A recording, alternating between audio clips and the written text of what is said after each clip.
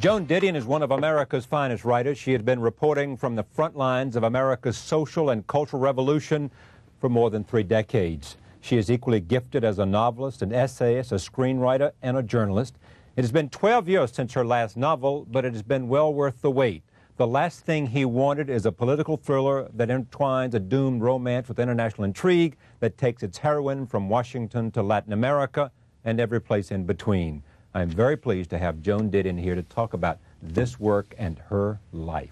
Welcome. Well, I'm very It's great to have you. You must be happy about the reviews after working on this thing. Well, you know, every time you publish, this is my 10th book. Every time you publish a book, you have this sense of dread. It's just going to be awful. People are going to say terrible things about it. And then sometimes they do say terrible things, and you think it's not really that bad. I can still live. But it's a big relief when they say really. Now, this is it is. I mean, Yeah. you'd much rather they say wonderful things about you than the other way. You can survive it, but you'd rather they say it. This is a story of a woman who's in Washington. She's the ex-wife of a deal maker, Hollywood deal maker. Her father is a deal maker of his own kind. She ends up in a wonderful sort of kind of romance. Where does the idea come from? Well, this It's set in the 80s. This book came out of, I mean, it began with, I was doing a lot of reporting in kind of this area in the Central America or Latin America. and in Miami. I wrote a book about Miami, and I was doing some stuff in Washington. And in connection with the book about Miami and the book about El Salvador, I was doing some stuff in Washington, and also something I was doing that didn't work out. But there was a kind of, I got interested in that whole period. It was the kind of the middle. It was kind of between it was a fantastic period of the creation of an official story and a whole lot of other stuff going on that everybody on the street knew about. So so I wrote about it in a peripheral way in nonfiction. Then I had this idea that it would go into this novel, so it did. Your characters, are they modeled, are they straight out of your head, or are they modeled on some composite of people you know, especially this woman? The woman it comes straight out of your head, out of my head. Yeah. They're always usually in a book, at least in my experience, it is the minor characters who sometimes have analogies to real life models, because you might pick up one trait or one something from real life from another character. And so the same thing is true of Treat as well. Yeah, he's not any one character. You know or you think about. No. No, not at all. There are things of his which people in that period, things that he says that people in that period said, or they said things like them, but it isn't based on those people. Are you the narrator? I am the narrator, Joan Didion. I am the narrator. Yeah. Yeah, I got tired of messing around and pretending it was somebody else. Yeah. So. I mean, you like injecting yourself. Well, I like the marrying of. In a novel, when you inject yourself, it's just a device to tell the story. It's a device so you can move around in the story. You can look at different, you have a lot, if you're telling the story, you have a lot of different cameras you're using. You have a lot of angles you're using. If I used to write I think what you mean is that I used to write essays, yes, or I inject myself into reporting, which I used to do that. I stopped doing it. I think the last piece I did it on was the White Album, which was about the 60s, but it was written in the late 70s. It was just kind of one of those things that I wanted to do it at the time, and then I stopped wanting to do it. I had some intention of kind of breaking down the barrier between the writer and the reader and talking to the reader in a direct way. I think I thought at the time that a lot of people weren't believing what they were reading. This was during the Vietnam War. A lot of people weren't believing what they were reading in general because there had been built up a kind of barrier between. So I wanted the reader. When, in fact, people point to the erosion of authority in America. Yeah. That's where it came from. So I wanted to come on to the reader not as an authority, but as somebody who was going to be straight with them. Credibility. Yeah, so that was how that sort of came about. This relationship between the two of you, I want to come back to the last thing he wanted in just a second. Everybody looks to it and says, it's just one of those relationships that works like relationships ought to work. Well, we've been married 32 years. Right. Yes. But I mean, it's like you can finish his sentences and he can finish your sentences, yes. and you can work together and you can work apart. Yes, well, the only thing we work together on is screenplays, I know. which isn't, no ego, you know. Yeah. No ego because... Because there are always going to be 100 other people that's right. involved. That's right. Somebody else will be coming to write their own. Yeah. Yeah. But I mean, it's a relationship that has done better than a lot of the relationships in your books. Oh, yes. Much better. much, much better. I mean, well, we never, you know, at the time we got married in 1964, we thought, well, we don't have, because it was a big, you know, it's a big step. So we thought, well, we don't have to do this. We can walk out any time. So maybe that sense of that we could walk away from it the next day if we wanted to. Maybe that enabled us to keep to stay around. Does he influence your writing? He edits it. I mean, and I edit him. Do you give him credit? No, he knows it. There's no acknowledgement credit for... That says, this book is for... Oh, well, let's see. This book is for Quintana, your daughter. Yes, and right? for John. And for John. Okay, so that's it. Dedication. That's it, yeah. There's no editorial credit here. No. People have been commenting on this first sentence, the reviewers. They love the first sentence.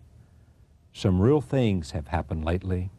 For a while we felt rich, and then we didn't. Well, that was just, I mean, I was just sitting there. It doesn't, I mean, some people, my English publisher for one, thought that maybe that section ought to be dropped off because this didn't seem to have a direct relation to the rest of the story. Well, maybe you had to be here. But it did have, for me, it had a big sense of the 80s. That was when we felt rich. The 80s was when everybody in this country felt rich.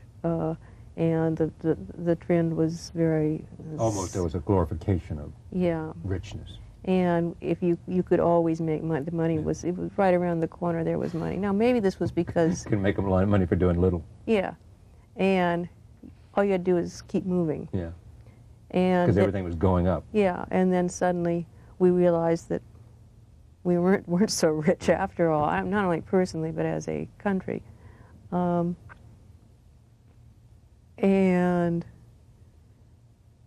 I mean, maybe that is just because we all got 10 years older, but since the 80s. But do you labor over your work? Yes, I do. You do, because people often talk about the preciseness of your language, that you can put more in a paragraph than many people can put in. I'm flattering you. In 2 or 3 pages. Well, you can tell when you listen to when we talk. I mean, I'm not very articulate, so naturally to get down to those, to making it sound all right on paper, I have to work at it quite hard. Yeah, but I think you're perfectly articulate. I mean, come on, you don't think you're articulate? No. You don't? No. But you are, to go to a dinner party with you, there's no one who's more interesting to be there than you. You'll express your opinions. You'll tell people what you think. Well, you've never had a problem telling people what you think. No, but that's because you ask me. Of course I do. I'm sitting next to you. That's right. Yeah, but I mean, there's also this. You don't look like a killer. No, I don't. You don't. But when you put pen to paper, watch out. Yes? Well, to some extent, I mean, it's not. It can be. Well, I mean, 88 pounds of. Well, it's not hostile. It's more in sorrow usually. In sorrow. Yeah, I mean more. We're talking about the essays now. Yeah, I mean I have written some pieces which are hard on people. Yeah. And it's in sorrow, because you feel compelled to say what you think, and that's what it's about. Yes. Yeah. Novels are harder for you. They're not only much harder, well, they're harder because it's something that when you're doing a piece, or you're out in the world for a while anyway. Then you kind of put yourself in a room and write it over a fairly short period of time. But a novel, you're going to be in that room all by yourself for a pretty long period of time, and you're going to be in a bad mood because it's not going very well. It doesn't go well at first. It just automatically doesn't go well until you're almost finished with it, and then you start having a good time with it. But by then... You're almost finished before you have a good time with it? Yes. You do not have a good time with it because it's not going where you want it to go. And the characters can't take over. I mean, you've got these fascinating characters. They don't take over until you're quite... The minute they take over, you're within... You can see home. I mean, you can see daylight then, but not until... and that's so that the minute that happens, then you work day and night and get it finished. I actually finished this book in a very short period of time, but I had been messing around with it in a non-successful way for several years. But then I actually wrote it in 3 or 4 months. Is place important to you? Place. Locale. Yeah, You draw. That feeds your imagination. Absolutely, I was going to put this entirely in Washington. But somehow Central America. I just couldn't do the weather. I couldn't go through a whole year psychically, I couldn't go through the whole year in Washington. You had to get to Central America? I had to get someplace warm. Looking at America today, mm-hmm. I mean, are you optimistic? How do you, when you look at where we are, this is one of those broad-based kinds of questions in terms of the politics and the culture and the... Yeah, I don't know, because I feel very removed from it because I've been too wrapped up doing this and doing a couple of other things that didn't take me out into it. I had started doing some stuff about the end of the Cold War in California and California's relationship to prosperity in America. And I sort of might go back and do some more stuff on that, or I might. But I would relationship of California and to prosperity. Prosperity and well, basically, I mean, California has always been made rich by the federal government. I mean, going back, not just the defense industry. If you go back to the federal government built the railroad, the federal government built the dams, brought the water.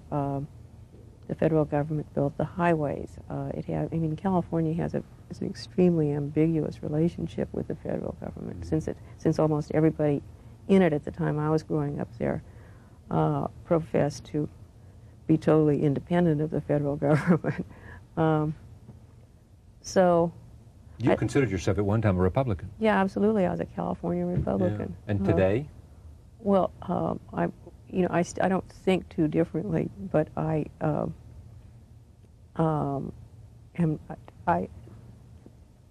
the Republican Party has gone in a direction that I did not, it has gone away from me. Not the Republican Party you knew and loved? No.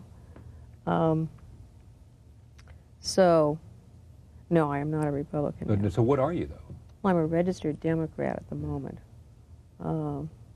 But I wouldn't say that was a descriptive. I mean, that's not a descriptive.